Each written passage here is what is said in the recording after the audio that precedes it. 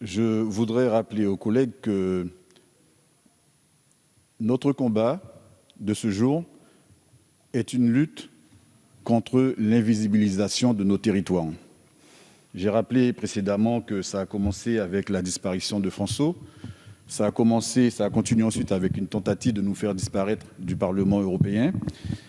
La ZAP a fait disparaître la CNEPEOM.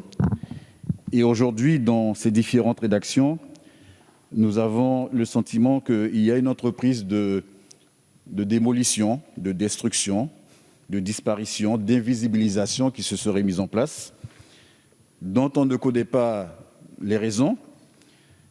Mais je demande à la représentation nationale de faire attention que cette entreprise d'invisibilisation ne soit pas le début de la rupture. Collègues, je vous prie de comprendre et d'entendre qu'en agissant ici, vous risqueriez de donner raison à un certain nombre de nos compatriotes des territoires d'outre-mer qui militent pour qu'on aille rapidement vers une espèce de souveraineté. Et le danger, il est grand, parce que vous leur dites en réalité que nous ne sommes pas les bienvenus au sein de ces instances nationales où nous avons été représentés jusqu'à aujourd'hui.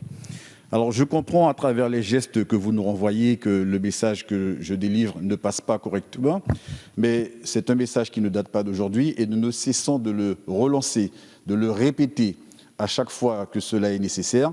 Peut-être que vous l'entendez pour la première fois, mais ce message-là, il n'est pas nouveau. C'est un message qui date de plus de 60 ans, qu'on répète comme ça inlassablement les mêmes revendications.